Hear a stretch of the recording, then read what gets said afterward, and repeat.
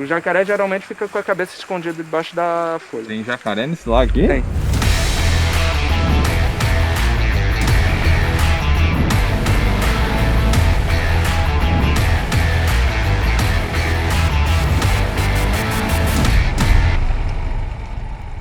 Bom dia, garopeiros! Continuando a viagem Brasil do Sul ao Norte. Hoje é o 56º dia da nossa viagem aqui pelo Brasil. Se você está chegando nesse canal aqui agora, o meu nome é Marcelo Fernandes, esse é o canal Vem na Garupa e essa é uma viagem de moto pelo Brasil, sozinho, com essa moto aqui, ó, uma Yamaha Phaser 150 cilindradas.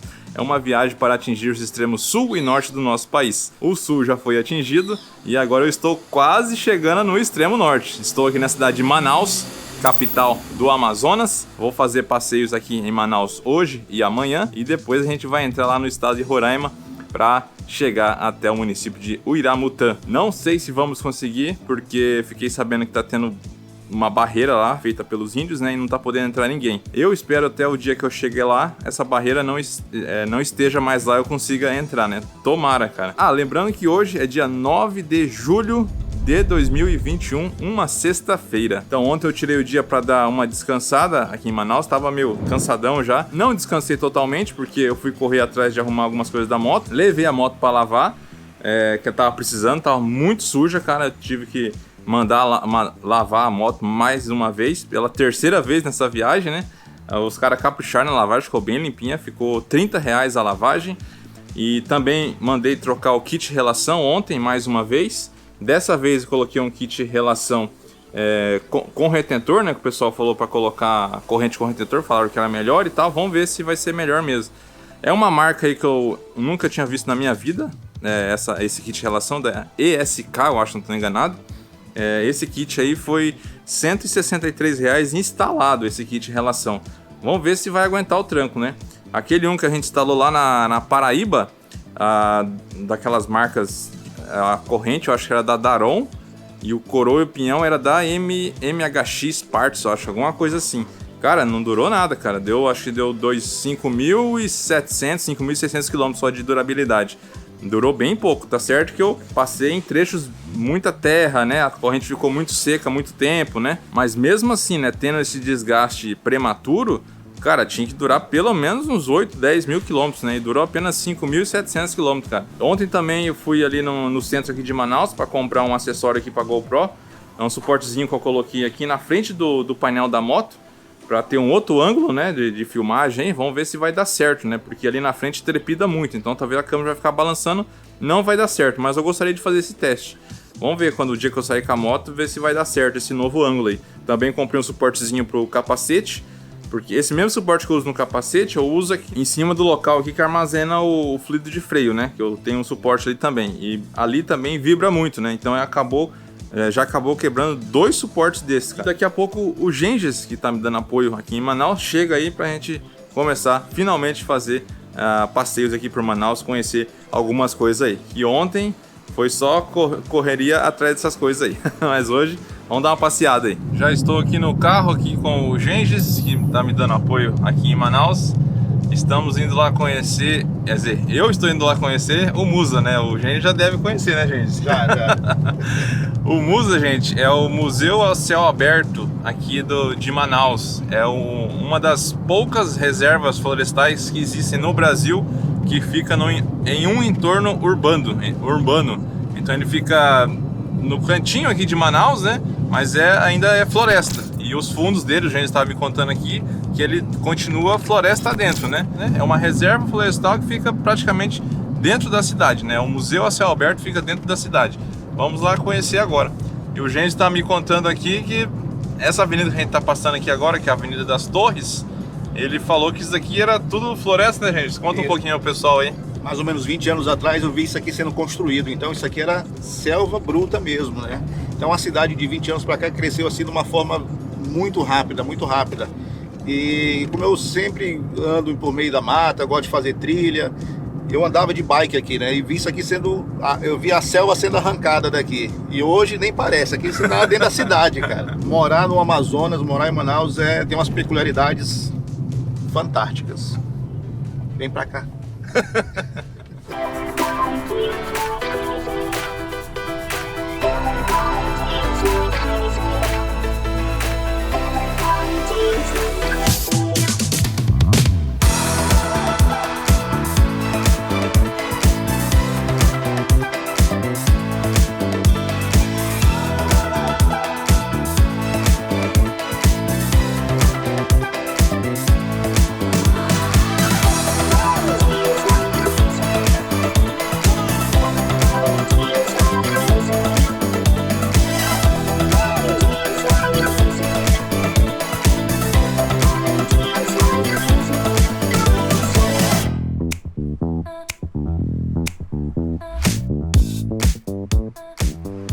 chegamos aqui então no Musa, garopeiros, o Museu da Amazônia.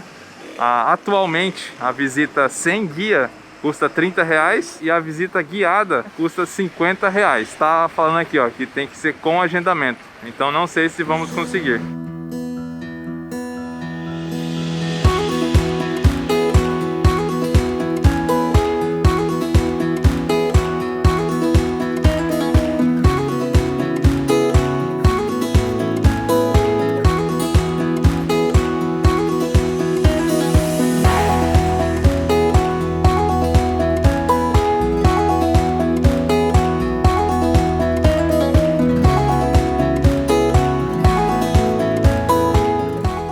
Conseguimos a visita guiada, garopeiros. Eu e o Gênesis vão fazer a visita guiada, então ficou R$50 para cada um de nós, né? Deixa eu fazer essa interrupção neste vídeo, pessoal, porque eu esqueci de agradecer uma pessoa, a pessoa que pagou a minha entrada aí no Musa, um garopeiro, o Valdemir Santos Fontes. Muito obrigado pela ajuda aí na viagem Brasil do Sul ao Norte. Eu tinha passado desapercebido logo aqui na entrada aqui, ó, do lado, entrando do lado esquerdo, né, tem um aquário aqui, cara, nessa caixa, nesse caixote vermelho aqui. E daí ali dentro tem alguns peixes aqui da região, né, como o tucunaré, o que a gente conhece como pintado. Aqui é outro nome que eles conhecem, o pintado aqui. Aí tem o tal do acará ali também, bem legal, cara.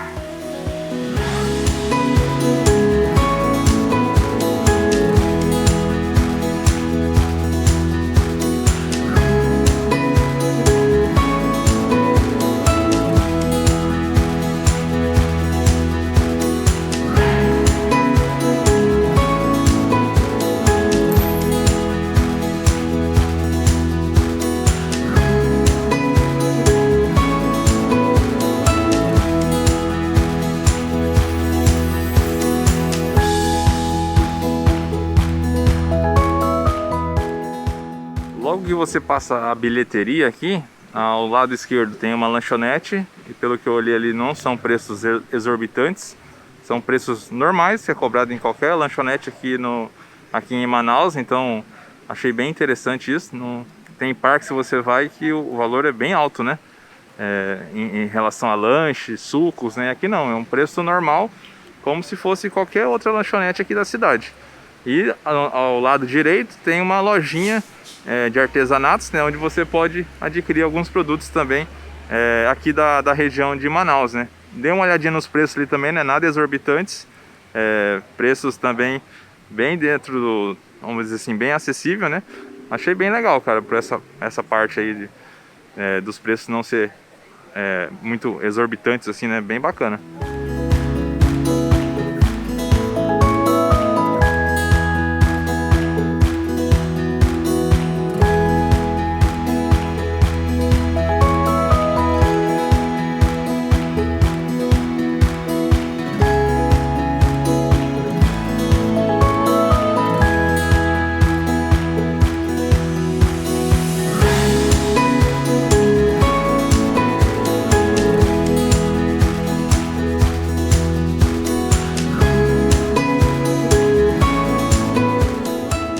Dia a todos, bem-vindos aqui ao Musa. Me chamo Leandro, vou acompanhar vocês. Então, a gente está dentro dessa reserva aqui, a Reserva Florestal Adolfo Duque. Ela é uma das maiores reservas de mata primária em área urbana do mundo. Ela possui 10 mil hectares ainda de mata preservada. 10 mil hectares são 100 km quadrados, né? 10 km por 10 km. O Musa só ocupa 1% dessa área. A gente está nesse pontinho aqui. Então, floresta primária, vocês sabem o que significa? Não? Seria aquela floresta que não sofreu nenhum tipo de intervenção humana. Mas o homem já existe nessa região há pelo menos uns 14 mil anos, talvez até mais. Então a chance dessa intervenção humana acaba aumentando com o passar dos tempos, né?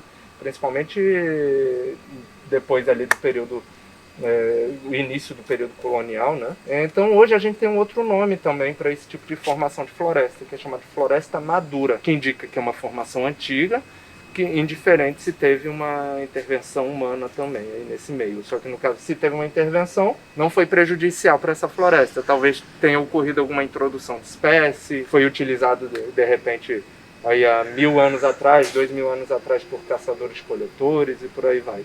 No caso, então, por ser uma área preservada, os bichos, as plantas são preservados aqui. Essa aqui é uma estação de pesquisa, reserva, no caso, é administrada pelo INPA, só a área do MUSA, que é gerenciada pelo MUSA mesmo, que foi uma concessão feita pela União para gerenciar esse pedacinho. Então é somente nesse pedaço que a gente pode entrar. Se um dia vocês quiserem, quero entrar do outro lado da reserva, não pode. Só com autorização do INPA. Os bichos vivem soltos aqui, então tem chance de aparecer alguns no meio do caminho. Serpentes, lagartos, aranhas, escorpião. O nosso problema maior são as formigas aí pelo meio do caminho. Pode ser que a gente veja macaco, preguiça. Tem a possibilidade, não estou dando uma garantia para vocês, tá bom? Isso aí vai deles, né, na sorte. Só pela possibilidade de aparecer alguns bichos que pode causar alguns tipos de problemas pra gente, eu só peço que vocês prestem muita atenção no caminho, olhem sempre onde estão pisando para não ter nenhum problema, tá bom? E evitem pegar nas plantas, porque pode ter algum bichinho ali, espinhos também, que pode dar alguma reação. Então bora lá começar, a gente começa aqui pelo laguinho. Vamos?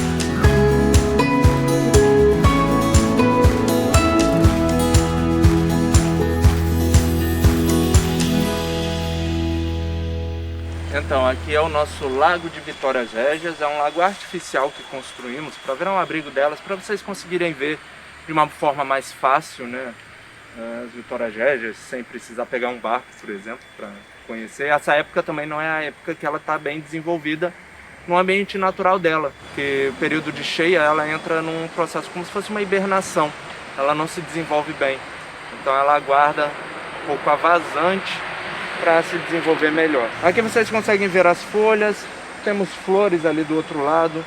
Deixa eu ver se tem um fruto aqui, ó. Já viram o fruto da Vitória Régia? Essa bolinha ali, uma partezinha preta ali, parece um copinho ali. Aquele ali é o fruto. O fruto fica por baixo da flor. Então só dá para ver a flor, o fruto depois que a flor morre. A folha da Vitória Régia chega a atingir aí, em média, 2 metros. Podendo chegar aí no máximo a 2,5 metros. Quando tá do tamanho máximo assim, de diâmetro, tá? Quando tá do tamanho máximo, dizem que ela suporta por volta de 40 quilos em cima dela. Só que é um peso que tem que ser distribuído igualmente na folha. Então não dá para uma pessoa ficar em cima. No máximo um bicho pequeno, eles conseguem se apoiar, tartarugas, até um jacaré pode se apoiar em cima da folha, mas não uma pessoa. Esse peso vai se concentrar, ela é extremamente frágil, ela se rasga, e de baixo ainda é cheia de espinhos. Então, ela tem chance de se machucar se tentar fazer isso. E elas duram quanto tempo, Leandro? A planta em si é meio que indeterminado, pode durar anos. A folha é alguns meses. Ah, a folha ela se... Exato, que a planta ela fica escondida. No caso, ela tem a raiz ali submersa, presa no solo. Ela não é uma plantinha flutuante somente, não. Ela tem a sua raiz, por isso que ela tem esse processo de hibernação, porque ela não vai criar um talo, né, um pecíolo gigante para segurar as folhas lá no alto, né? Imagina, nesse período de cheia, o rio, os lagos, né, que é o melhor ambiente para ela, fica muito profundo e esse talo chega no máximo aí uns 2 metros de comprimento. No caso tem a raiz ali, tem como se fosse o caule que está submerso, aí desse caule vão surgindo as folhas. Aí sai a flor também de uma estrutura separada. Tem um pecíolo que vai específico para a flor. Só vivem por volta de 48 horas, 2 dias. No primeiro dia ela abre branca, depois de polinizada ela muda de cor, ficando rosada. Quando chega no fim do ciclo ela já fica um pouco mais lilás ali, vai pro roxinho quando já morreu mesmo. E isso abre no final da tarde, esqueci de falar isso. Então esse não é o horário bom para a Vitória Régia de ver. Tem que ser finalzinho da tarde. Ou então chegar às 6 horas da manhã, que dá para ver a flor bem aberta. Aí depois que ela se decompõe, né, a flor, depois que ela morreu, sobra somente o fruto, que também se decompõe lançando as sementes na água. E aí continua esse ciclo de vida aí da Vitória Régia. A Vitória Régia é uma punk, plantas alimentícias não convencionais. Então dá para comer algumas partes da Vitória Régia. O mais comum é o pecíolo. O pecíolo é esse talo que segura a folha, tá?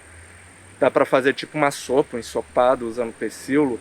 Tem pesquisas para criação de picles também, utilizando esse pecíolo. A flor também é comestível. E as sementes da Vitória Régia são comestíveis. A semente é de até uma forma curiosa. Você seca ela bem, coloca numa panela quente com óleo, ela estoura, que nem pipoca. Aí chama de pipoca de Vitória Régia, pipoca d'água. Então dá para comer. E por ela ser uma planta que tem raiz presa lá no solo, submerso, ela só vai se desenvolver em águas um pouco mais rasas, sem muito movimento. O melhor ambiente são lagos, lagoas, não vai ser encontrada.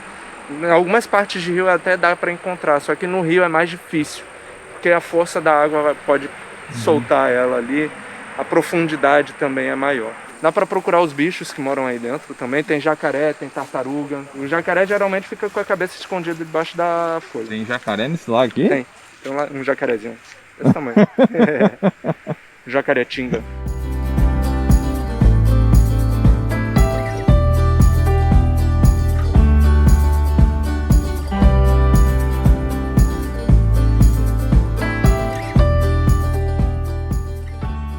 Mas aí dentro do aquário temos o pirarucu, temos o tambaqui, está escondido ali para trás, temos uma pirarara. O tubarão da Amazônia? É a lenda, mas ela não faz isso não, ela não é perigosa não. O pessoal, principalmente do interior, fala que ela come gente, ataca as pessoas no rio e tal. Mas no caso, a pirarara, a piraíba, elas se alimentam de restos em grande parte. Elas não vão atacar uma pessoa nadando assim. Só que se tiver, porventura, se afogou, alguma coisa assim, aí podem se aproveitar disso. O tambaqui, ele é uma espécie onívora. Então se alimenta de basicamente tudo. Só que ele tem preferência de comer frutos, sementes. Só que em períodos de escassez ele pode comer peixinhos menores, camarõezinhos. E ele pertence à mesma família. Quando eu digo mesma família, é tipo primo da piranha e do pacu. Inclusive existe híbrido de tambaqui com pacu, chamado de tambacu. Não é piada, tá? Pode colocar no Google, tá? Tá achando que eu tô mentindo? Não, coloca no Google. Aí temos os dois bagres aqui, que no caso são o cuiu-cuiu e a pirarara. Bagre é o nome popular dado para os peixes pertencentes à ordem dos siluriformes. É uma ordem bem grande aí, só que a forma mais fácil de identificar um peixe dessa ordem é só procurar se ele tem esses bigodinhos. Por isso que lá fora chamam de peixe gato, por causa dos bigodinhos. São os peixes siluriformes.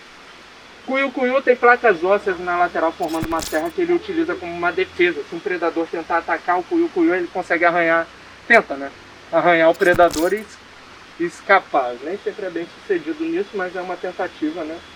E a pirarara é uma das maiores espécies de bagre aqui da região. Ela só perde para a piraíba. A piraíba chega a atingir 2 metros de comprimento. A pirarara, 1,80 m.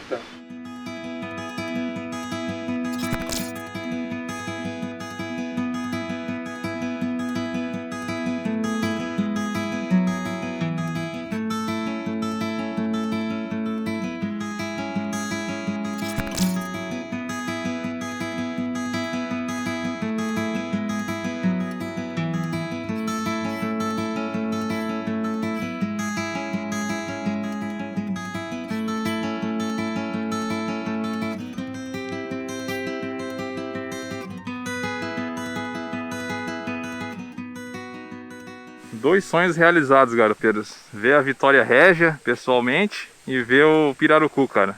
Incrível, cara. Só via em vídeo e foto, né? Agora ver ao vivo aqui, pessoalmente, é indescritível, cara. Muito legal mesmo, cara. Já valeu a visita, já.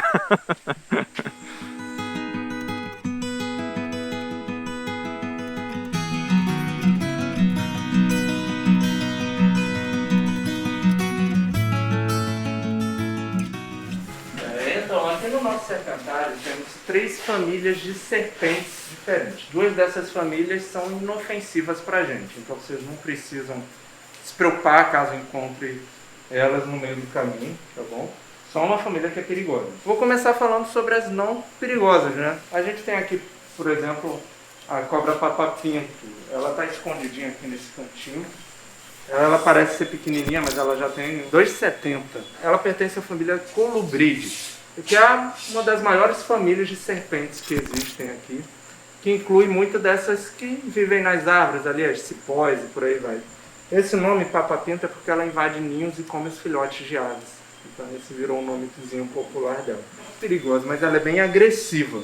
Então, se chegar perto dela, ela vai tentar dar um bote, qualquer coisa, mas é só mordida, tá? Ninguém morre, nem precisa ir pro hospital, só limpar assim, se ela morder, tá bom? É que nem uma mordida de cachorro, só que mais fraca, tá?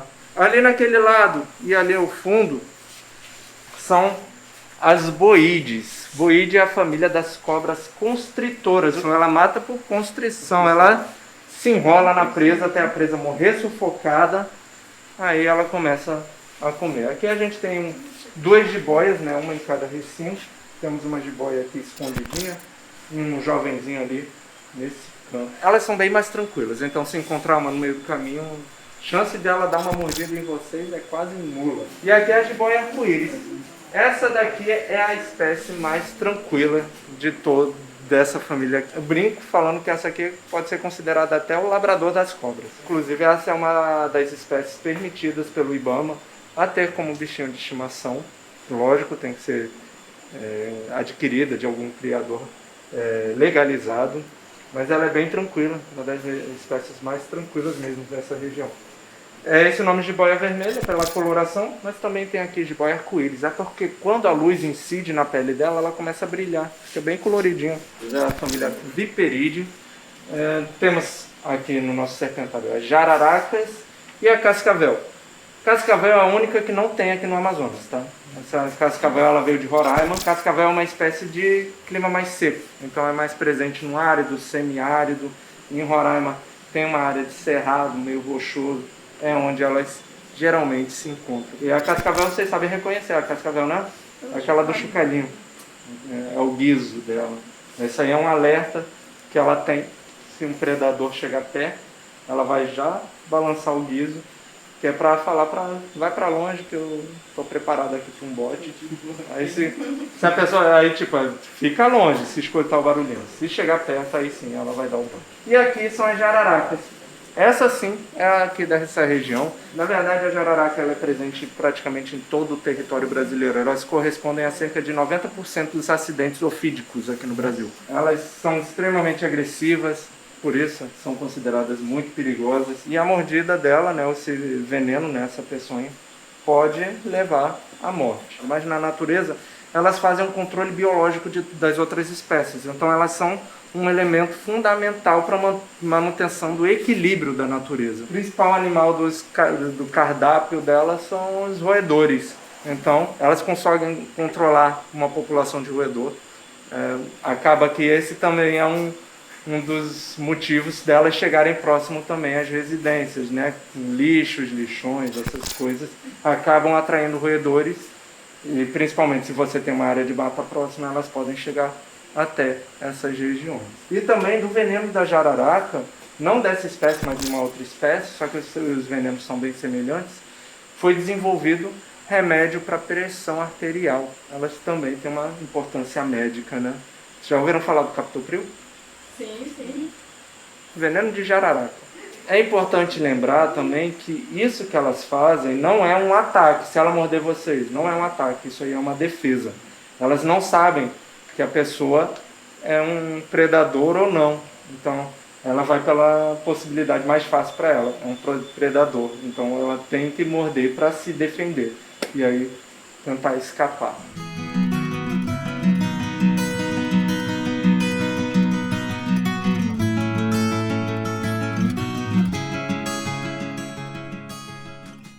Sobre os povos da região do Alto Rio Negro, região a noroeste aqui do Amazonas, próximo da Colômbia, Venezuela.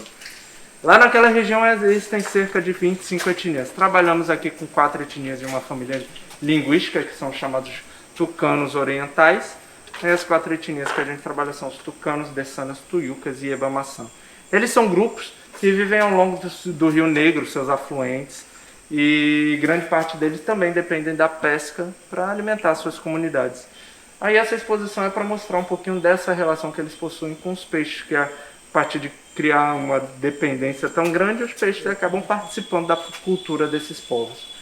Aí aqui vocês vão encontrar as lendas da origem de algumas espécies de peixe, tem a origem da humanidade também. Algumas armadilhas de pesca também. Temos as espécies do Alto Rio Negro também, dos peixes. Um pouquinho do cotidiano desses povos.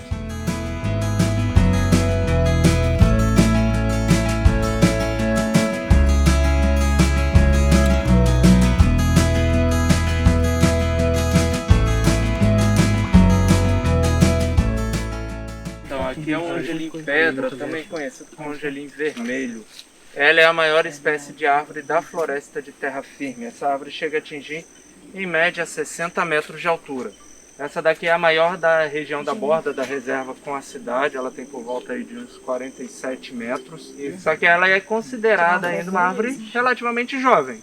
Essa aqui tem entre 400 e 500 anos. No caso, essa espécie pode viver de 1.200 a 1.500 anos. Então ela vive bastante ainda. Ela é uma leguminosa, então significa que é parente de feijão, ervilha, soja. Ela tem uma vagem onde estão as sementes. Aqui tem a vagem dela. É uma vagem achatada porque ela utiliza dispersão pelo vento. Isso aqui indica a forma de dispersão. O vento vai soprar ela para longe para germinar longe dessa árvore aqui. A folha é a única parte que eu acho que eu não vou conseguir mostrar para vocês hoje. Não tem nenhuma folha dela aqui próximo. Mas é uma folha chamada de folha composta. Que é uma folha toda divididinha. No caso, lembra até aquela folhinha das plantinhas lá, aquela dormideirezinha e tal? Eu sei que a gente toca o dedo. Isso, lembra um pouquinho essa folha, tá? Mas é uma folha que ela tem uma superfície pequena para não perder líquido pela transpiração, porque essa região também não tem muita água. Essa região que a gente está é a floresta de terra firme. Floresta de terra firme é uma floresta mais afastada dos rios, uma floresta que não alaga, não inunda. Infelizmente, por conta também dessas características, ela acaba tendo um solo extremamente pobre em nutrientes. Os nutrientes para essas plantas ficam acumulados só nessa camada superficial, porque o solo em si é bem compactado.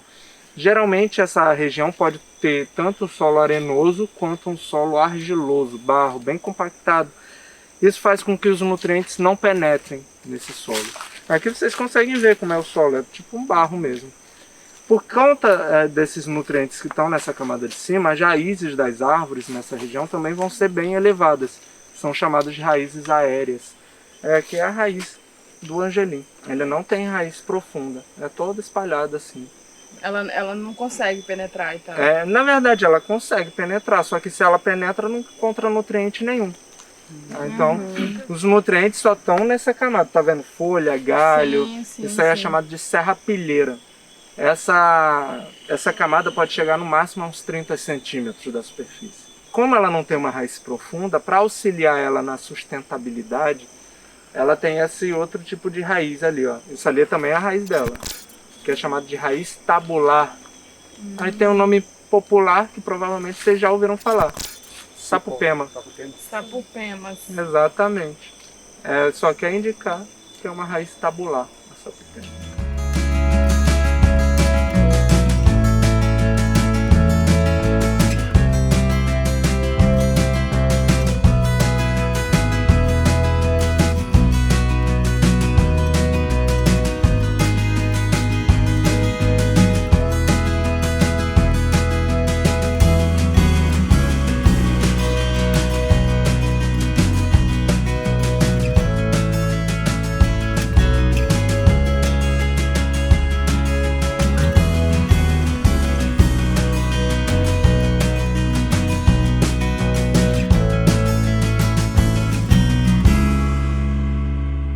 Aqui temos 3 espécies de animais que viveram de milhares até milhões de anos atrás. No caso, temos uma espécie que é recente, que é a preguiça gigante, né? A preguiça terrícola. Essa espécie viveu até cerca de 11 mil anos atrás. Era presente no Brasil todo. Então, imagina, no início do passeio, contei mais ou menos há quanto tempo o homem já vive nessa região, né? Vocês lembram? 14 mil anos. Exato. Então o homem possivelmente cruzou aí no caminho dessa por algumas vezes, né?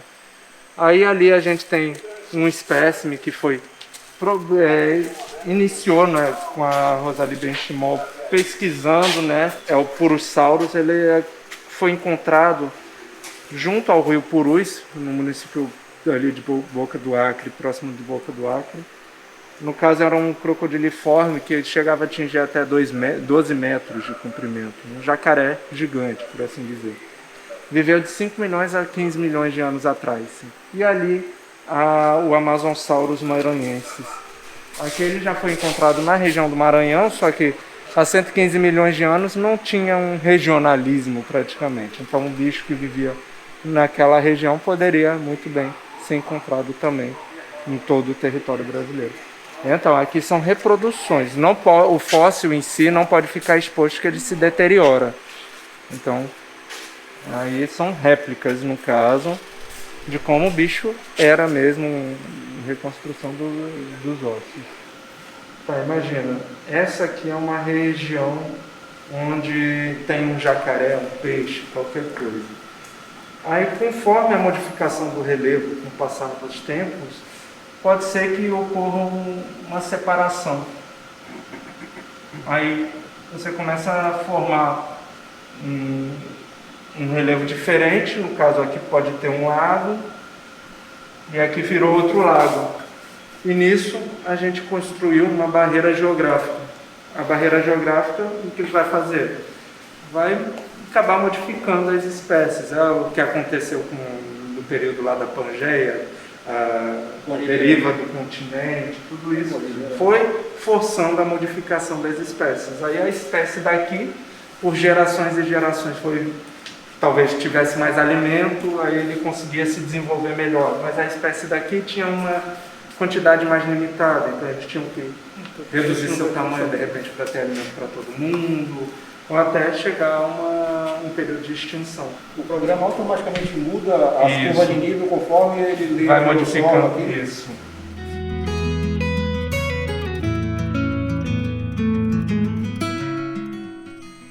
Então aqui é a nossa torre de observação, ela tem 42 metros divididos em 3 plataformas. A primeira plataforma está a 14 metros, a segunda 28 e a última 42. Cada uma dessas plataformas corresponde a uma camada da floresta, que a floresta se modifica conforme sua altura também. Aí temos ali um painel explicativo sobre essas camadas. Aqui eu já deixo vocês, já estão livres para subir, podem permanecer o tempo que quiserem, tá bom? Só recomendo vocês limparem bem os pés nessas grades que tem ali, para não ficar caindo areia em quem estiver vindo atrás. E tentem subir devagar também, que aí nem cansa. Tá bom? Então, obrigado pela visita, espero que tenham gostado do passeio e aproveitem aí a torre.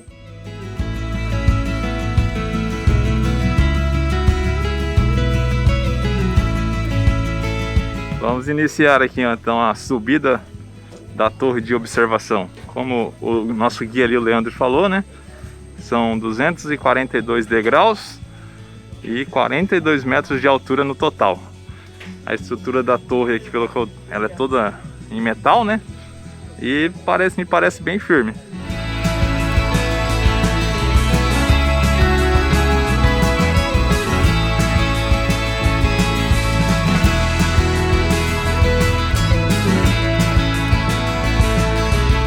Chegamos na primeira plataforma.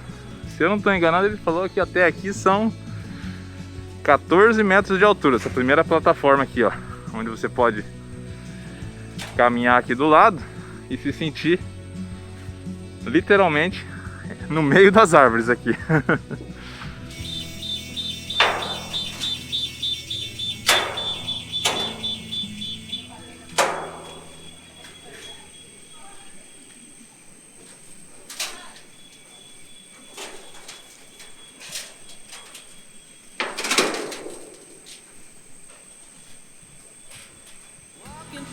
City in the middle of the night, there's still so much light all around. They say walking is for fools, but that isn't what I found. When the city never sleeps, I sleep to get around. Hey! Chegamos aqui, garopeiros, na segunda plataforma. Até aqui, nessa segunda plataforma, são 28 metros de altura. A gente parou naquela primeira, que você consegue observar o caule das árvores, né? O tronco das árvores, você fica no meio delas, né? E aqui agora, na parada aqui na segunda plataforma de 28 metros, é legal que você consegue enxergar de pertinho a copa das árvores, né? E daí na última a gente vai ficar por cima da copa de algumas árvores, né? Porque como vocês lembram, aquele angelim vermelho que a gente passou, ele tem 47 metros de altura, né? Então ele é mais alto do que essa torre aqui.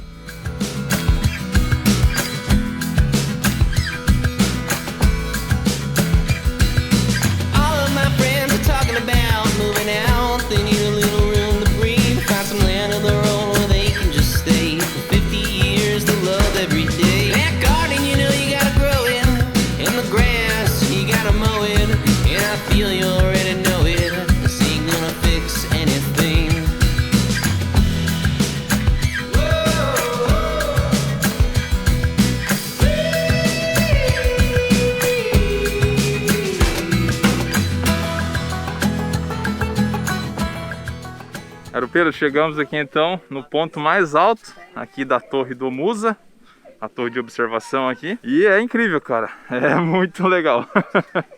Eu só chegava nessas alturas, a gente só chega nessas alturas aqui com o drone, né?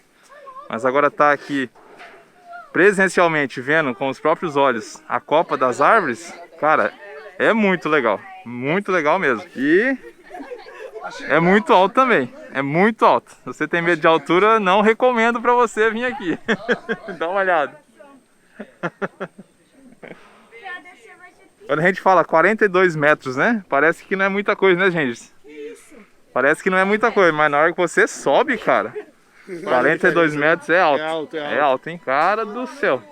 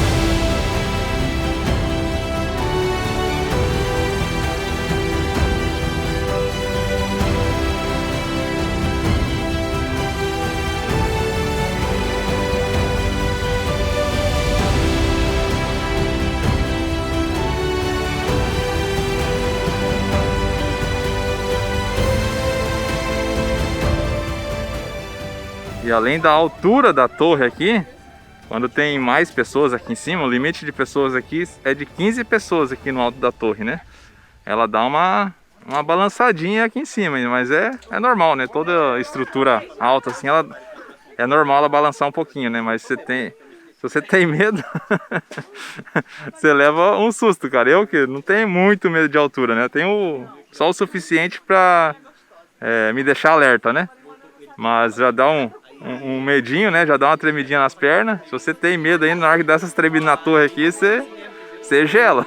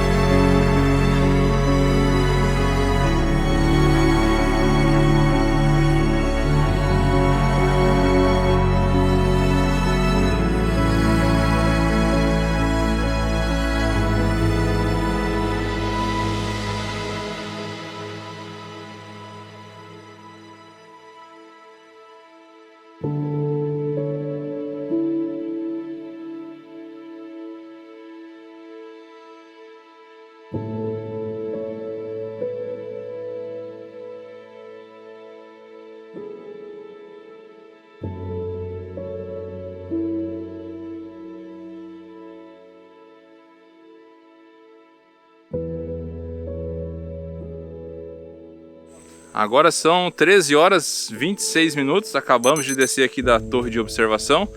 Lembrando que a gente chegou aqui, era 9h30 da manhã, cara, e agora são 1h30 da tarde. Isso que a gente não visitou todas as atrações aqui do Musa. Então tem muita coisa pra ver, cara. Se você for ver tudo que tem aqui dentro, se você for ler tudo, cara, eu acho que você gasta fácil aqui o dia inteiro. É o tipo de passeio que o pessoal fala que, é meio-dia você visita, né? Cara, se você quiser visitar, bem visitado mesmo, é o dia inteiro. Lembrando, gente, que você pode observar o nascer e o pôr do sol aqui nessa torre, desde que você faça o agendamento e também pague uma taxa extra. Para você acompanhar o pôr do sol e o nascer do sol aqui dessa torre, a taxa extra atualmente está custando R$50. O Musa, ele tem o site deles, então dá uma consultadinha no site deles, eu vou deixar aqui na descrição, para você confirmar, ver se ainda tem esses passeios que eu estou te falando, né? E também você consultar os horários e os valores de forma atualizado já.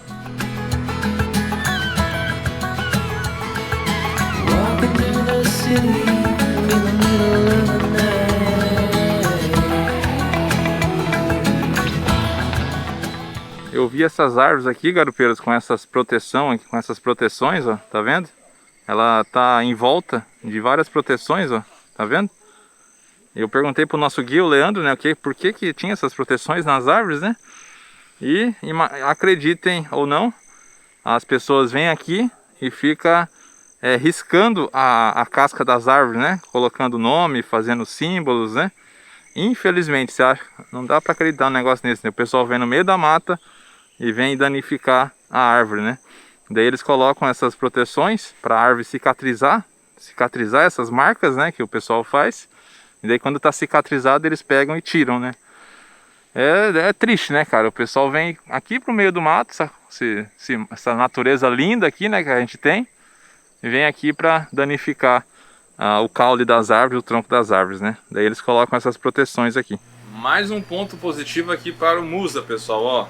Bebedor com água gelada, disponível aqui pra gente pegar a hora que a gente quer pra abastecer a garrafinha. Já abasteci a minha. Parece simples, né? Mas é interessante falar, porque muitos parques não oferecem esse tipo de bebedouro e força você a comprar água mineral que custa muitas vezes 4, 5 reais uma garrafinha de 500 ml, né? E aqui tem um bebedouro com água gelada disponível aqui pra gente. Então, um ponto aí pro Musa aqui em Manaus.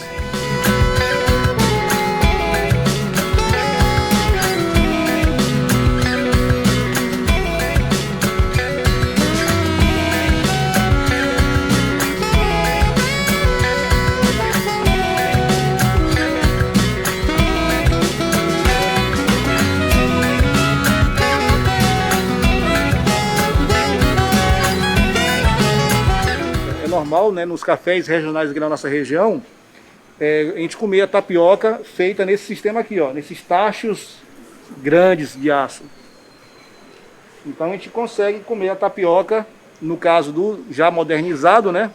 Os cafés regionais fazem a tapioca tipo com recheio igual a de pizza. Uhum. Aí você escolhe o que você qual de recheio, só queijo, queijo com carne seca, sim, queijo com catupiry, e tem essa característica, né? Já foi uma modernização gourmet, né? O tacacá é feito do tucupi com camarão seco e jambu. Mas de onde é que vem o tucupi? O tucupi ele é proveniente da macaxeira, da mandioca. Uhum. Então, para extrair o tucupi da mandioca, ele é ralado. Depois que rala, ele é introduzido dentro desse equipamento aqui chamado tipiti. Então, prende uma das pontas no teto da casa e a outra ponta você torce ele no sentido contrário. Todo aquele sumo sair, aquele líquido, sai um líquido amarelo. Ele é fervido e temperado. Aí ele está pronto para o consumo humano, que é o tucupi. Aí é inserido dentro do tucupi o camarão seco e o jambu. O jambu é uma folha que ela tem propriedades que ela deixa a sua boca e a ponta da língua meio que fervilhando, meio que dormente, mas bem de leve. Isso é uma comida típica indígena, né? E é muito difundida aqui na cidade.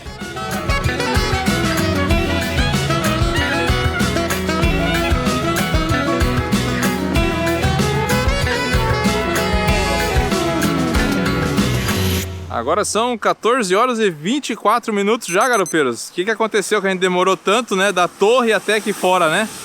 Pois é, a gente passou por outras atrações aqui dentro do Musa que a gente não tinha visto. Passamos ali pelo borboletário, também pela Casa dos Aracnídeos. Também passamos ali na exposição ali dos povos que vivem aqui às margens do Rio Negro. E ainda não visitamos o orquidário, que também tem aqui dentro. Também tem a parte das samambaias, que a gente também não viu. E eu acho que ficou mais umas 2 atrações aí para trás também que a gente não viu. Então, como eu falei, se você for visitar o Musa bem visitado mesmo, vai o dia inteiro, cara. Gente, obrigado pela parceria mais uma vez. Aqui sempre à disposição, aqui em Manaus. Obrigado. Se você curtiu o vídeo, aperta o curtir aqui embaixo. E até o próximo vídeo aqui da viagem Brasil do Sul ao Norte. Falou, um abraço, sucesso e tchau, tchau! Então, iria gastar mais por isso, né? Mas, por mais que em cima do... Eu acho que eu dei pelo lugar errado. Eu tô de frente pra cá, né? São 10 mil que... Então, mais ou menos esse uso aqui.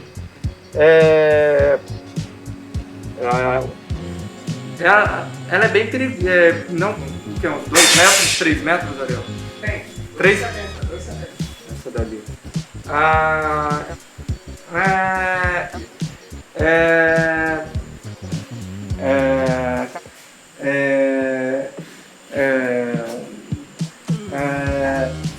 Pessoal, se você está vendo esse vídeo e não se inscreveu no nosso canal, aperta o dedinho embaixo aí, ó.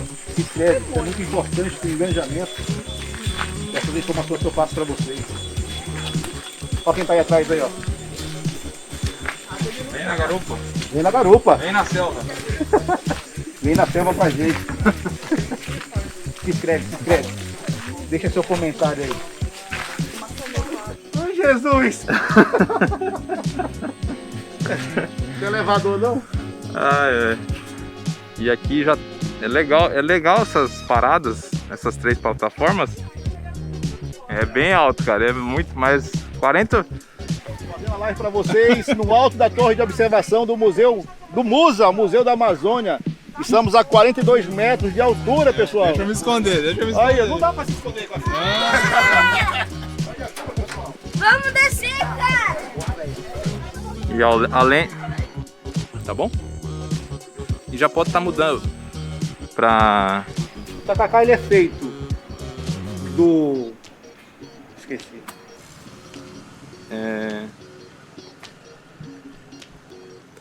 Tá bom? E... Tá bom? Uma pequena pausa nesse vídeo.